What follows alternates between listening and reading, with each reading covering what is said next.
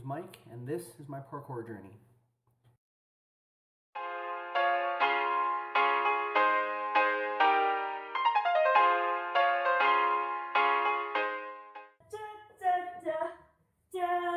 Welcome to my dad's parkour journey. Before you continue in the video, make sure to smash that like button, and while you're at it, hit the subscribe button. It's free and you can always change your mind later.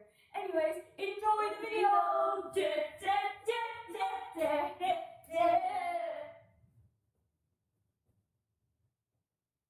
Hey, welcome back everybody. Hope you enjoyed that intro. I know I sure did.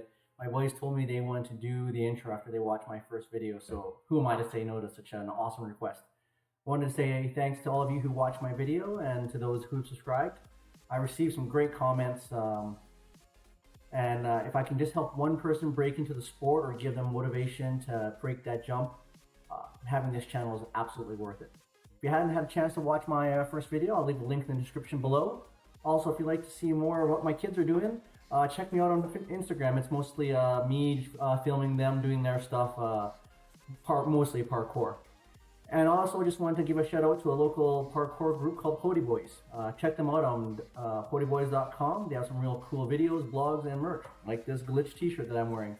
Anyways, let's jump right into it. So over the last few weeks, while watching YouTube and looking at different parkour videos, I've heard multiple references to the saying called once is never.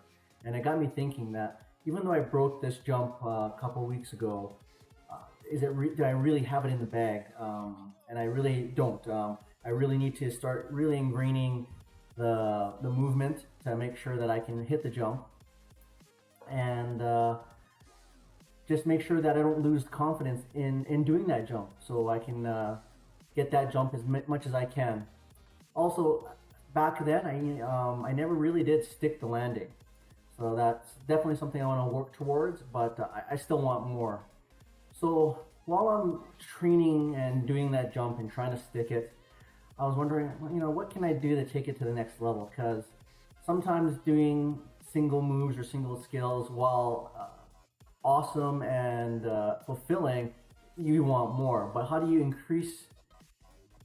get the more without increasing the scariness factor or even increasing the physical ability that it needs to be doing it? So my instructor, Tall Rob, and I were talking about taking single moves and moving them into a line, doing a little game of add-on.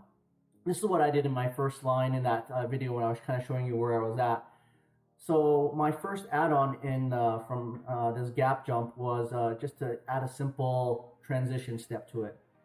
And it seemed like I couldn't believe how adding one single step could make me question my ability. You'll see here in the jump that I go up, take my step, and I definitely hesitate. And I laughed at myself. I couldn't believe that I couldn't do this jump that I practiced weeks for.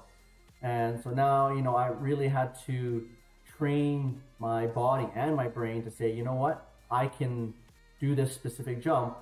We're just adding a single step. So the brain has the one move firing the proper muscles, but even when you change it slightly with the smallest thing, you really need to relearn that sequence and tell your brain that you can actually do it.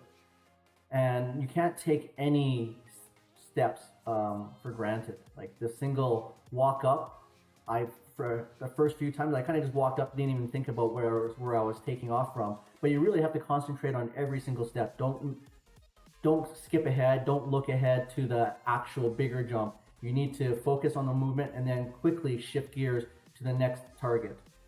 And eventually I was able to get it done, and the funniest thing happened. I actually got my first stick.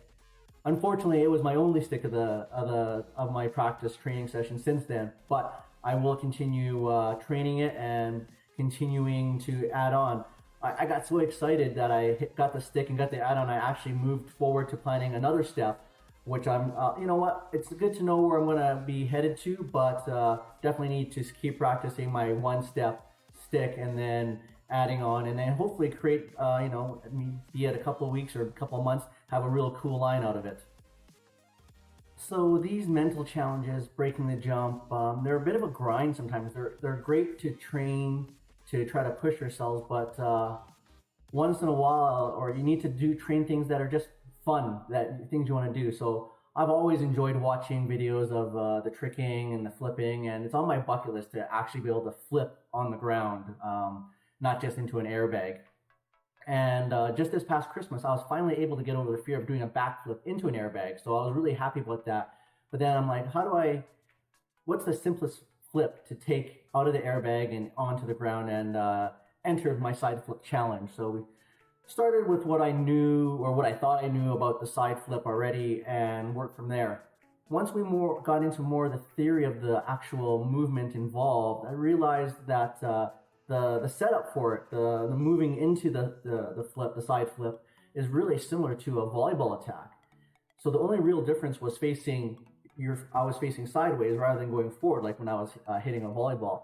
I played competitive volleyball my entire life, and I was actually finding it difficult to switch from moving forward to turning sideways. So we said, rather than try to change something that was very instinctual to me, let's just adapt, do my side flip while I was moving forward, with something that was very natural. And once I was able to do that, the flip, I don't have to think about so many steps. I just have to think about the tuck and the flipping part and the landing.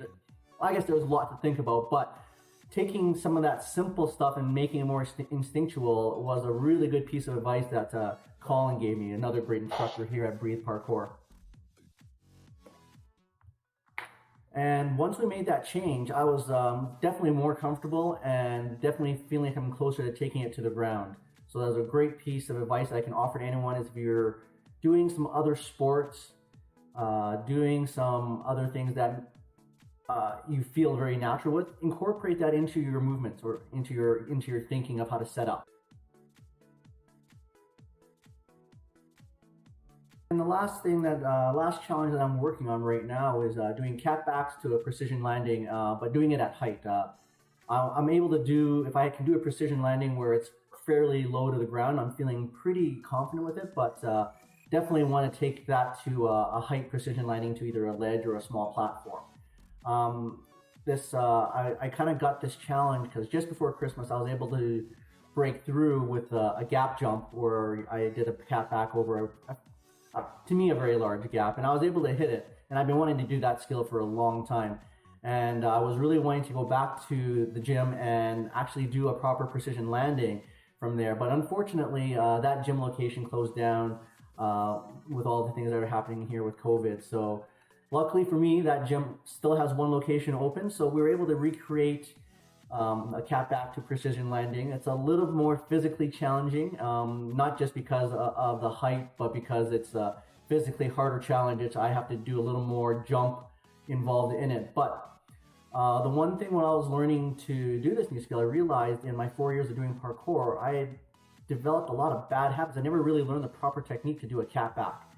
I kind of hacked my way through it and definitely picked up some bad habits that were ingrained that I need to kind of unlearn for me to get this jump proper. So just to briefly talk about my bad technique, I was jumping up into an arc rather than pushing straight across. So definitely, if you're learning something new, definitely try to engage with someone who is really knowledgeable. Go find your local gym to support and get some help there. It's an awesome way to train anyway, so I definitely would encourage that. So since this it seems a lot harder and scarier than I was used to, I got to go back to the progression board. Got to start doing it slowly and working my way up, just like I did for that gap jump. So, I'm not sure how long this is going to take me, but I'm going to keep plugging away and just trust the process. Unfortunately, we're moving into some new restrictions, so I may not be able to practice here for the next week or 2 weeks, or hopefully not longer than that. But I'll practice as much as I can at home in my home setup. And anyways, I hope you enjoyed this video. Comment below if there's something you want to see in the future, or how I can improve the telling of my journey. So anyways, stay safe and have fun, and I'll see you next time.